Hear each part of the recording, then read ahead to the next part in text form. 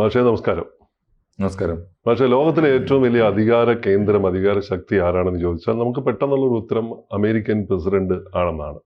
ലോകത്തിലെ ഒന്നാമത്തെ പൗരൻ എന്ന് വിശേഷിപ്പിക്കപ്പെടുന്ന, അങ്ങനെയാണോ എന്നുള്ളത് വേറെ കാര്യം. ആയിരുന്നു എന്തായാലും. അതെ, ആയിരുന്നു എന്തായാലും.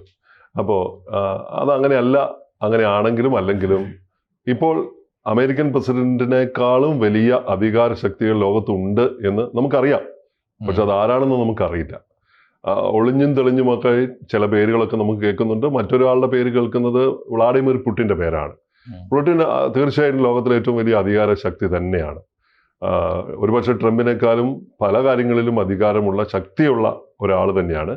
എങ്കിലും നമുക്ക് ഈ അധികാര ശക്തികളെയൊക്കെ ചൂഴ്ന്നു നിൽക്കുന്ന, നിഴൽ മൂടി നിൽക്കുന്ന ഈ അധികാര ശക്തിയെ, ഈ അമേരിക്കൻ പ്രസിഡന്റ് പോലുള്ള അധികാര ശക്തികളെ നിയന്ത്രിക്കുന്ന മറ്റൊരു നിഴൽ സാമ്രാജ്യം, ആ നിഴൽ സാമ്രാജ്യത്തെ അധികാര ശക്തികളെക്കുറിച്ച് അഭിജിത് ചൗഡ, അദ്ദേഹം ഒരു ജിയോ പൊളിറ്റിക്കൽ സൈദ്ധാന്തിക, അതെ, അത്തരത്തിലുള്ള കാര്യങ്ങൾ നിരവധി മേഖലകളിൽ ചരിത്രവും ശാസ്ത്രവും ജ്യോതിശാസ്ത്രവും ഭാവരാഷ്ട്രീയവും ഒക്കെ കൈകാര്യം ചെയ്യുന്ന ഒരാൾ കൂടിയാണ്. അതായത് ഒരു സയന്റിസ്റ്റ് എന്ന നിലയിൽ കൂടിയാണ് അറിയപ്പെടുന്നത്. ഇന്ത്യയുടെ ശാസ്ത്ര സാങ്കേതിക കാര്യങ്ങൾ അഡ്വൈസ് നൽകുന്നുണ്ട് എന്ന് അവകാശപ്പെടുന്ന ഒരാൾ കൂടിയാണ്. അങ്ങനെ അദ്ദേഹത്തെക്കുറിച്ചൊരു പരാമർശവുമുണ്ട്.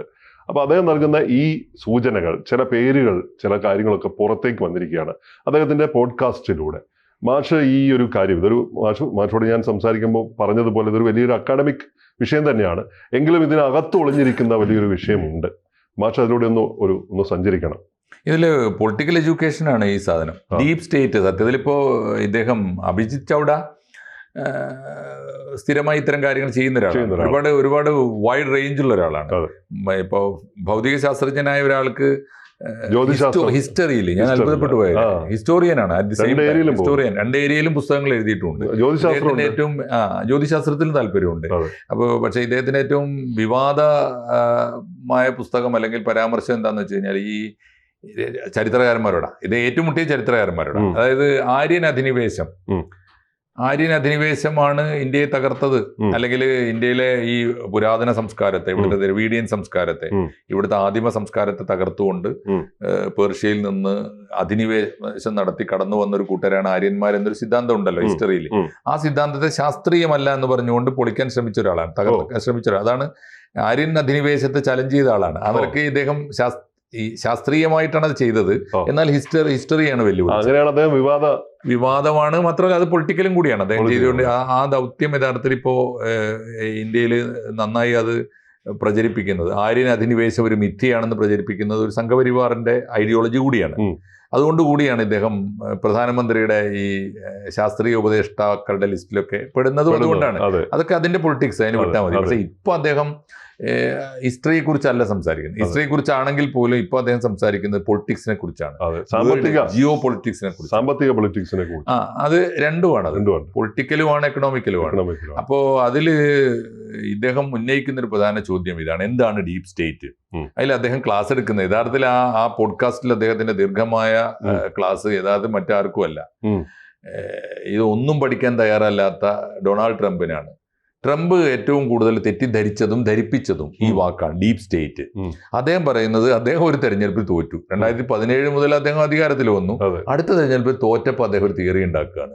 നിങ്ങൾ അറിഞ്ഞില്ലേ, ഡീപ് സ്റ്റേറ്റ് ആണ് എന്നെ തോൽപ്പിച്ചത്. അപ്പോൾ ആൾക്കാർ ചോദിച്ചു, എന്താ ഈ ഡീപ് സ്റ്റേറ്റ്? അദ്ദേഹത്തിന് അറിഞ്ഞിട്ടല്ല, അദ്ദേഹത്തിന് ഡീപ് സ്റ്റേറ്റ് എന്നാണ് അദ്ദേഹത്തിന്റെ കൺമുമ്പിൽ അദ്ദേഹം വിചാരിക്കുന്നത്. അദ്ദേഹത്തെ തോൽപ്പിച്ചത് ആരൊക്കെയാണ്? അവിടെ ഒരിക്കലും തെരഞ്ഞെടുക്കാതെ പതിറ്റാണ്ടുകളായിട്ട് അമേരിക്കയിലെ പ്രധാനപ്പെട്ട പദവികളിലൊക്കെ ഇരിക്കുന്ന ഉദ്യോഗസ്ഥന്മാരുണ്ട്, എല്ലാ രാജ്യത്തും ഉണ്ട്. ബ്യൂറോക്രസിയാണ്. അപ്പൊ ഇദ്ദേഹത്തിന്റെ ഡീപ് സ്റ്റേറ്റ് ആരാണ്? അവിടുത്തെ ബ്യൂറോക്രസിയാണ്. അവരുടെ കൂടെ അവിടുത്തെ മീഡിയയും സോഷ്യൽ മീഡിയയും കൂടി, അവിടുത്തെ സാമ്പത്തിക വിദഗ്ധന്മാരും കോർപ്പറേറ്റ്സും കൂടി. അപ്പൊ ഇവരെല്ലാരും കൂടിയാണ് എന്നെ തോൽപ്പിച്ചത് എന്നാണ് അദ്ദേഹം.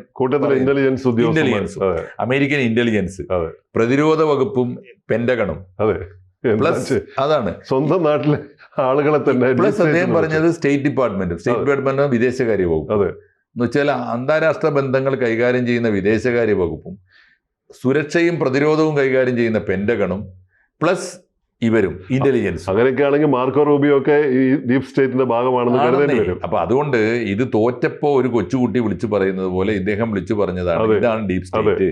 അതുകൊണ്ട് അദ്ദേഹം ചെയ്ത പണി എന്താണെന്നറിയോ? വെറുതെ പറയല്ല. പറഞ്ഞ് 2007 2017 അദ്ദേഹം അധികാരത്തിൽ വന്ന ഉടനെ അദ്ദേഹം ചെയ്തത് എന്താ? ആയിരക്കണക്കിന് ഫെഡറൽ ഉദ്യോഗസ്ഥന്മാരെ പിരിച്ചുവിട്ടു. ഇന്ത്യയിലെ പോലെ ഈ ഒരു സ്ഥിരതയൊന്നുമില്ല. പിരിച്ചുവിട്ടാ പിരിച്ചുവിട്ട തന്നെ. ഡീപ് സ്റ്റേറ്റ് എന്ന് ആരോപിച്ച് അവരെ പിരിച്ചുവിട്ടു. 2017 മാത്രമല്ല, 2025 ഇത് തന്നെ തുടരുകയാണ്. ഇപ്പോഴും അദ്ദേഹം തുടരുന്നത് അദ്ദേഹത്തിന് ഇഷ്ടമല്ലാത്ത ഉദ്യോഗസ്ഥന്മാരെ പിരിച്ചുവിട്ടുകൊണ്ടേയിരിക്കുകയാണ്. അതാണ് ഡീപ് സ്റ്റേറ്റ് എന്നാണ്. ബ്യൂറോക്രസിയും അവരുമായി ബന്ധപ്പെട്ട ഗൂഢാലോചനയുമാണ് ഡീപ് സ്റ്റേറ്റ് എന്നാണ് ഈ പാവം മനുഷ്യൻ മനസ്സിലാക്കി വെച്ചിട്ടുള്ളത്. അത് തെറ്റാണെന്ന് അദ്ദേഹത്തെ തന്നെ പഠിപ്പിക്കാനും ലോകത്തെ ആ വകയിൽ ആ ഒരു സന്ദർഭത്തെ മുൻനിർത്തിയിട്ട് എന്താണ് ഡീപ് സ്റ്റേറ്റ് എന്ന് അനലൈസ് ചെയ്യാനും രാഷ്ട്രീയ വിദ്യാർത്ഥികളെ പഠിപ്പിക്കാനുമാണ് ഒരു പൊളിറ്റിക്കൽ എഡ്യൂക്കേഷൻ ആയിട്ടുള്ള ഒരു ടോക്കാണ് അദ്ദേഹം ഈ അഭിജിത്ത് ചൗഡയുടെ. അദ്ദേഹം ബോംബെക്കാരനാണ്, തീർച്ചയായിട്ടും ഇന്ത്യനാണ്. അപ്പോൾ ഇതിൽ അദ്ദേഹം പറയുന്ന ഒരു കാര്യം ഇത് എന്താണ് യഥാർത്ഥത്തിൽ അദ്ദേഹം പറയുന്നത്, ഡീപ് സ്റ്റേറ്റ് എന്താണ് എന്ന് ലോകത്തെ ഇപ്പോൾ ട്രംപ് പഠിപ്പിക്കുന്ന പാഠമല്ല ശരി. ചരിത്രപരമായി അതിന്റെ പാഠമുണ്ട്. ആ പാഠം ആദ്യത്തെ ആ വാക്ക് തുർക്കിയിൽ നിന്ന് വന്നതാണ്. തുർക്കിയില് അറബി ഭാഷയാണല്ലോ. തുർക്കിയിലെ അറബി ഭാഷയിൽ നിന്ന് വന്ന ഒരു വാക്കാണ്. ആ വാക്ക് ഈ ദറീൻ ദൗലത്ത് എന്നാണ്. ദറീൻ ദൗലത്ത്. ദൗലത്ത് എന്ന് പറഞ്ഞ സ്റ്റേറ്റ് ആണ്. ദറീൻ ദൗലത്ത് എന്ന് പറഞ്ഞാൽ ആഴത്തിലുള്ള സ്റ്റേറ്റ് ഭരണകൂടം. ആഴത്തിലുള്ള ഭരണകൂടം എന്ന് പറഞ്ഞാൽ മുങ്ങിയിരിക്കുന്ന ഭരണകൂടം. അകത്ത് പുറത്തുള്ളത് അല്ല, അദൃശ്യമായ എവിടെ ഒന്നുകിൽ മണ്ണിലോ വെള്ളത്തിലോ മുങ്ങിയിരിക്കുന്നത്, അല്ലെങ്കിൽ കാണാനാവാത്തത്, അങ്ങനെയുള്ള ഒരു സ്റ്റേറ്റ്. അത് വിസിബിൾ അല്ലാത്ത തുർക്കിയിൽ നിന്ന് വന്നൊരു പ്രയോഗമാണത്. അതിന്റെ കാര്യം അത് നമുക്ക് കൃത്യമായിട്ട് മനസ്സിലാവും. നിഴൽ സർക്കാരാണ് എപ്പോഴും. ആരാണ് യഥാർത്ഥത്തിൽ നമ്മൾ കാണുന്നവനാവില്ല ഭരിക്കുക. അവനെ ഭരിപ്പിക്കുകയും അവനെ നിലനിർത്തുകയും അവനെ അട്ടിമറിക്കുകയൊക്കെ ചെയ്യാൻ ശേഷിയുള്ള ഒരു നിഴൽ ഭരണകൂടം, അല്ലെങ്കിൽ ഒരു അദൃശ്യ ഭരണകൂടം. തെരഞ്ഞെടുപ്പിന് പുറത്താണ് അവര്. തെരഞ്ഞെടുപ്പിന് പുറത്താണ് അവർ. തെരഞ്ഞെടുക്കപ്പെടുന്നതല്ല. അവരെ ആരാണ്, എവിടുത്തുകാരാണ് എന്നൊന്നും ആർക്കും മനസ്സിലാവില്ല. പക്ഷെ അങ്ങനെ ഒരു ശക്തിയുണ്ട്. അതിനാണ് ഡീപ് സ്റ്റേറ്റ് എന്നാണ് ഇദ്ദേഹം പറയുന്ന ഒരു പ്രധാനപ്പെട്ട കാര്യം. രണ്ട്, അതുകൊണ്ട് തന്നെ അവരെ മാറ്റാനാവില്ല. എന്നാൽ അവർക്ക് മാറ്റാൻ പറ്റും. ആരെ മാറ്റാൻ പറ്റും? രാഷ്ട്രീയ നേതൃത്വത്തെ അവർ മാറ്റും, രാഷ്ട്രീയ നയപരിപാടികൾ മാറ്റും, നിയമങ്ങളെ മാറ്റിമറിക്കും ഒക്കെ. മൂന്നാമത്തെ കാര്യം, ഒരു രാഷ്ട്രീയ നേതൃത്വത്തെ, ഒരു രാജ്യത്തിന്റെ രാഷ്ട്രീയ നേതൃത്വത്തെ മാറ്റാൻ തീരുമാനിച്ചാൽ അവർ എന്ത് വഴിയും സ്വീകരിക്കും. ഒന്ന്, ആദ്യം പ്രീണിപ്പിക്കും, പ്രലോഭിപ്പിക്കും, ഭീഷണിപ്പെടുത്തും. അത് നടന്നില്ലെങ്കിൽ നാട്ടിൽ കലാപം ഉണ്ടാക്കും, യുദ്ധം ഉണ്ടാക്കും, എന്നിട്ട് അട്ടിമറിക്കും. അതാണ് അതിനുള്ള ശേഷിയുള്ള ഉദാഹരണങ്ങൾ ധാരാളം പറഞ്ഞിട്ടുണ്ട്. അതിൽ ധാരാളം ഉദാഹരണങ്ങൾ. ഇപ്പോ അഭിജിത്ത് ചൗഡ പറഞ്ഞ ഉദാഹരണങ്ങൾ വളരെ ശരിയാണ്. അദ്ദേഹം പറഞ്ഞത്, ഒന്ന്, ഇദ്ദേഹം ആദ്യം ഓർക്കേണ്ടത് തെറ്റായ പാഠം, ഈ ഡീപ് സ്റ്റേറ്റിനെ കുറിച്ചുള്ള തെറ്റായ പാഠം ലോകത്തോട് പറയുമ്പോൾ ട്രംപ് ആദ്യം മറിച്ചു നോക്കേണ്ടത് സ്വന്തം രാജ്യത്തിന്റെ ചരിത്രമാണ്. അദ്ദേഹം ചോദിക്കുന്ന ചോദ്യം, 1963 കെന്നഡി കൊല്ലപ്പെട്ടല്ലോ, ആരായിരുന്നു അതിന്റെ പിന്നിൽ? കെന്നഡി കൊല്ലപ്പെട്ടത് എന്റെ പിന്നിൽ ആരായിരുന്നു എന്ന് ഇപ്പോഴും കൃത്യമായൊരു ചിത്രം എന്തുകൊണ്ടാണ് മനുഷ്യർക്ക് പ്രയോഗിക്കാൻ പറ്റാത്തത്? കെന്നഡി കൊല്ലപ്പെടുന്നത് ഓർമ്മ 1963 കെന്നഡി കൊല്ലപ്പെടുന്നതിന്റെ ഒരു ആഗോള സാഹചര്യമുണ്ട്. ആഗോള സാഹചര്യം എന്താണെന്ന് വെച്ചാൽ വിയറ്റ്നാം യുദ്ധം നടക്കുകയാണ്. വിയറ്റ്നാം യുദ്ധം എന്ന് പറഞ്ഞാൽ അറിയാലോ, വിയറ്റ്നാം യുദ്ധം 20 കൊല്ലം നീണ്ടുനിന്ന യുദ്ധമാണ്. അതൊക്കെ ഈ യുദ്ധം മുതൽ ഓരി വെക്കുന്നുണ്ട്. വിയറ്റ്നാം വാർ ആക്ച്വലി നടത്തിയത് അമേരിക്കയോ ഡീപ് സ്റ്റേറ്റ്, രണ്ടു കൂട്ടരും തമ്മിലാണ്. അപ്പൊ എന്താ പ്രശ്നം എന്ന് വെച്ച് കഴിഞ്ഞാൽ, ഈ ഡീപ് സ്റ്റേറ്റ് ഇപ്പൊ ഈ യുദ്ധം ഉണ്ടാകുന്ന 55 തൊട്ട് 75 വരെയാണ്. അത് ഓർമ്മയുണ്ടല്ലോ. 55 മുതൽ 75 വരെയാണ് വിയറ്റ്നാം. എന്തിനായിരുന്നു വിയറ്റ്നാം യുദ്ധം? 45 സെക്കൻഡ് വേൾഡ് വാർ സമാപിച്ചപ്പോ ഈ അമേരിക്കൻ സേന ജയിച്ചല്ലോ.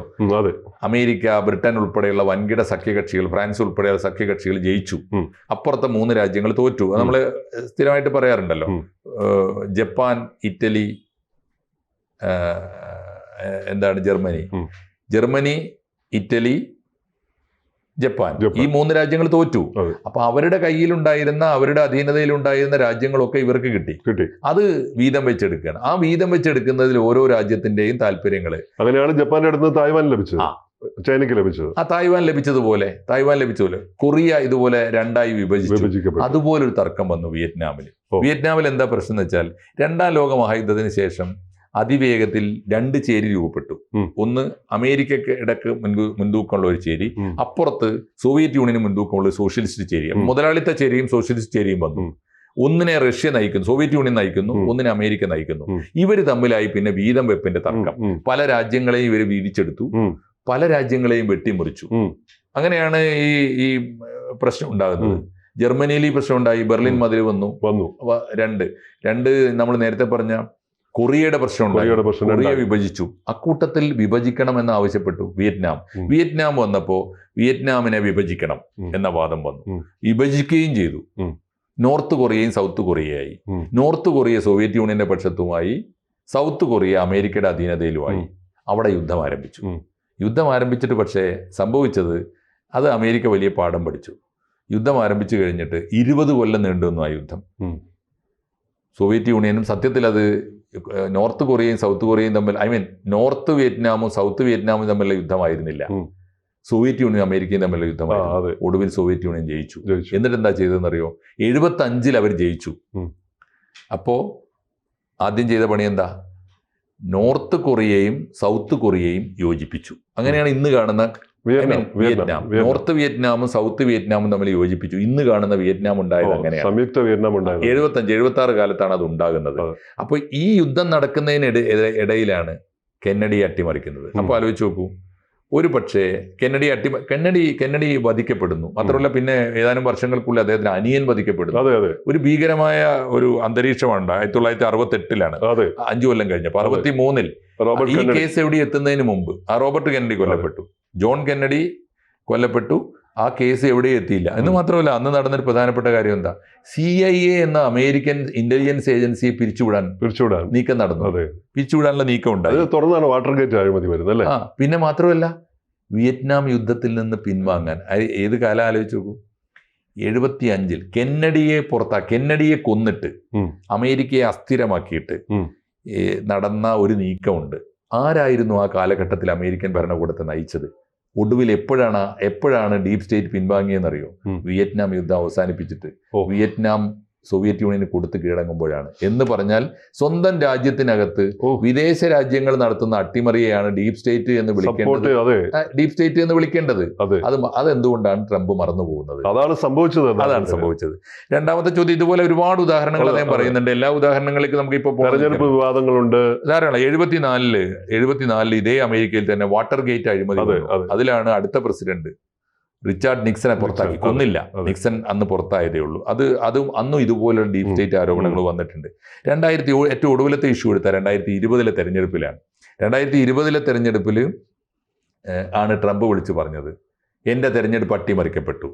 ആരാ പറയുന്നത്? American president. ഒരു തവണ ഭരിച്ച അമേരിക്കൻ പ്രസിഡന്റ് അടുത്ത ടേമിലേക്ക് മത്സരിക്കുമ്പോൾ പറയുന്നു, തോറ്റപ്പോൾ പറയുന്നു, എന്റെ തെരഞ്ഞെടുപ്പ് അട്ടിമറിക്കപ്പെട്ടു. അപ്പോൾ അദ്ദേഹം പറഞ്ഞത്, ഇത് അവിടുത്തെ ഫെഡറൽ ബാങ്കാണ് അതിൽ വലിയ പങ്ക് വഹിച്ചത്.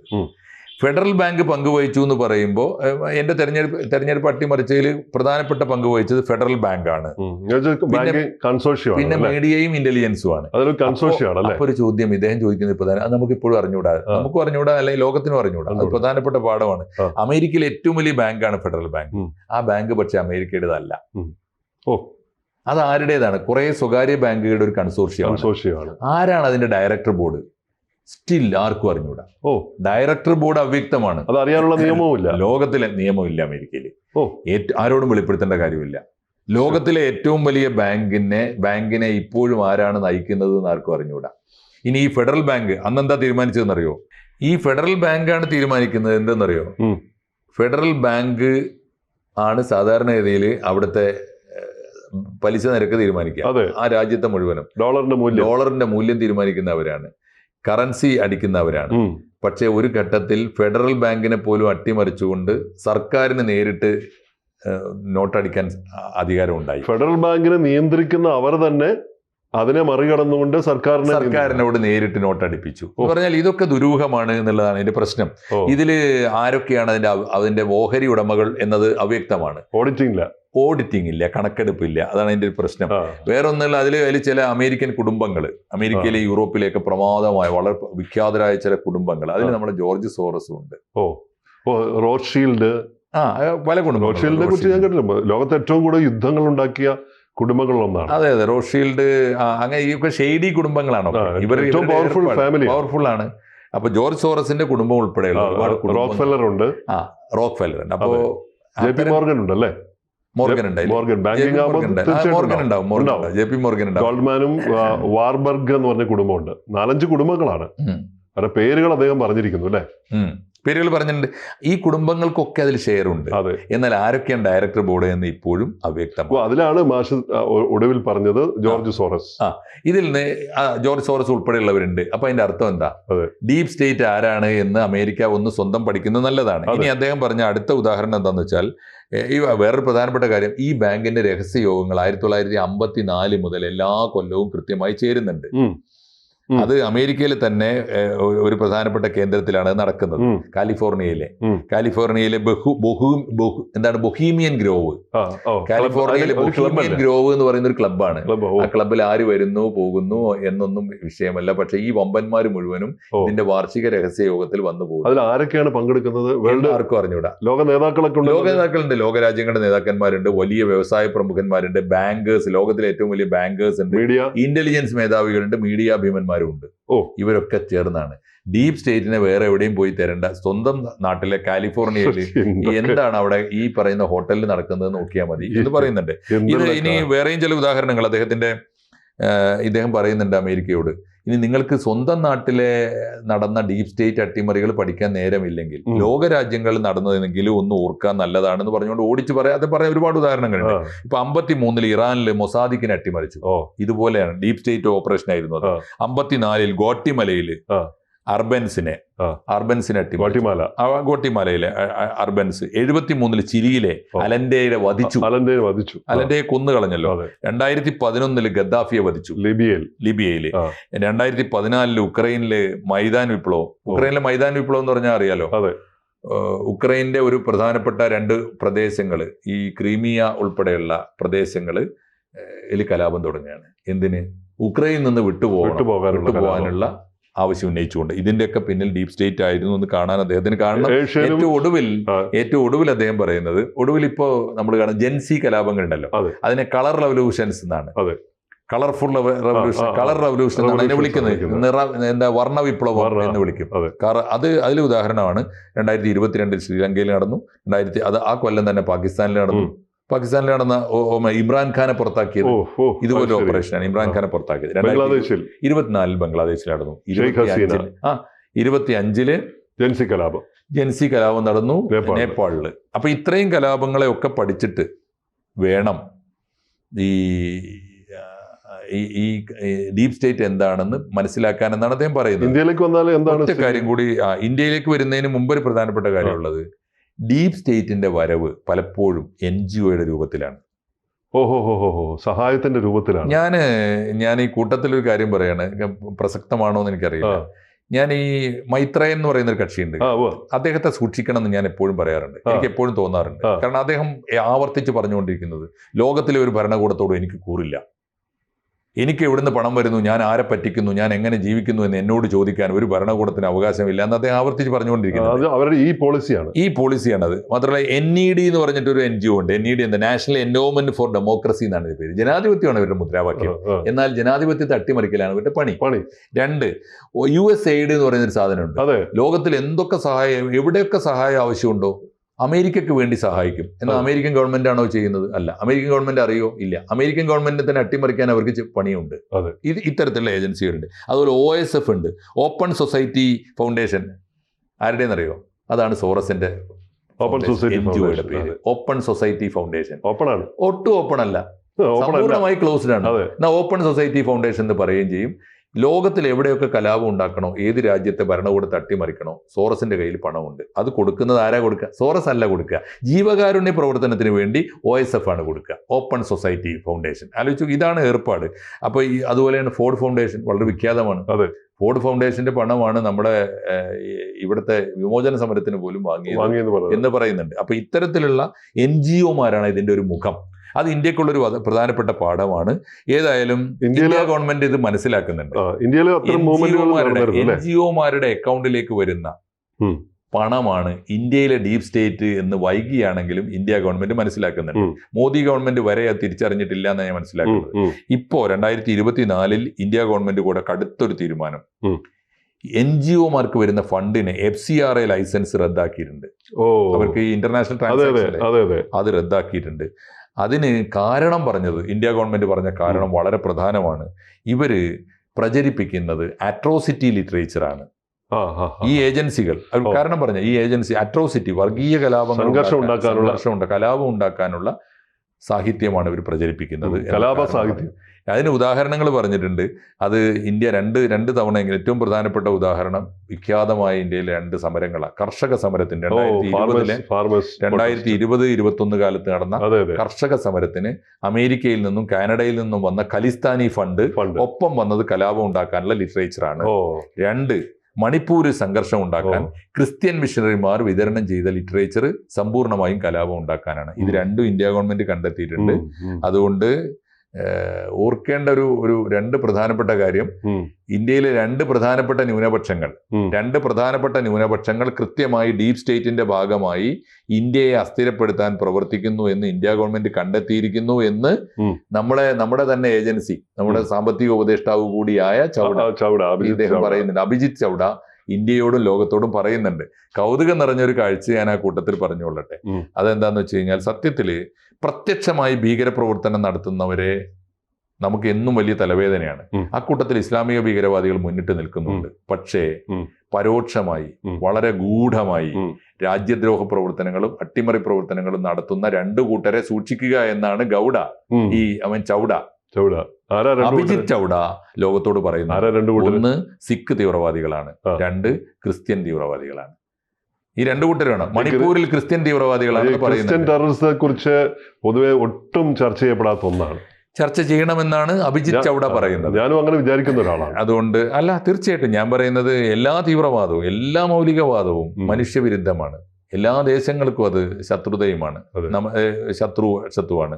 അതുകൊണ്ട് അഭിജിത്ത് ചൗഡയുടെ ഒരു വിഷയം എനിക്ക് തോന്നുന്നത്, ഇദ്ദേഹം ഡീപ് സ്റ്റേറ്റ് അന്വേഷിച്ച് പോയിട്ട് കണ്ടെത്തുന്ന കാര്യങ്ങളിൽ സാധാരണ നമ്മൾ പറയാത്ത 2 ഇന്ത്യയിലെ ഏറ്റവും പ്രബല ന്യൂനപക്ഷമായ മുസ്ലിങ്ങൾ നടത്തുന്ന തീവ്രവാദത്തെ ഇന്ത്യ ഗവൺമെന്റ് എല്ലാ വഴിക്കും ചെറുക്കുന്നുണ്ട്. കാരണം അതിന്റെ പിന്നിൽ പാകിസ്ഥാൻ ഉണ്ട് താനും, ചെറുത്തേ തീരൂ നമുക്ക്.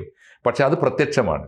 ആ ഭീകരപ്രവർത്തനം ഞങ്ങൾ ചാവേറുകൾ കാണാൻ പറ്റും, മറ്റേത് കാണാൻ പറ്റും. അതാണ് ഏതാണ് കൂടുതൽ അപകടം എന്ന് ഖലിസ്ഥാൻ തീവ്രവാദവും മറ്റ് ക്രിസ്ത്യൻ ടെററിസവും. അതാണ് ഇപ്പൊ ഒന്ന് മണിപ്പൂരാണെങ്കിൽ മറ്റേത് നമ്മുടെ പഞ്ചാബിലെ തീവ്രവാദം.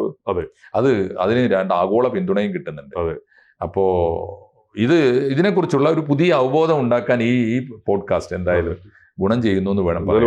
വളരെ ഗൗരവമേറിയ കണ്ടന്റ് ഉള്ള ഒരു സംഗതിയാണ്. വളരെ വിസ്തരിച്ച് പറയേണ്ടത്. ഗംഭീരമായിട്ട് ആകാംക്ഷ ഉണ്ടാക്കുന്ന തരത്തിൽ തന്നെയാണ്. അതിന് വളരെ വ്യക്തതയോടെയാണ് മാഷ അതിനെ. അത് നമുക്ക് കുറച്ചുകൂടി, എനിക്ക് തോന്നുന്നു ഇനിയും ഇത് നമുക്ക് പറയേണ്ടി വരും വിശദമായിട്ട് പിന്നെയും. കൂടുതൽ വാർത്തകളും വിശേഷങ്ങളും നിങ്ങളിലേക്ക് എത്താൻ ABC മലയാളം സബ്സ്ക്രൈബ് ചെയ്യുക, ബെൽ ബട്ടണും അമർത്തുക.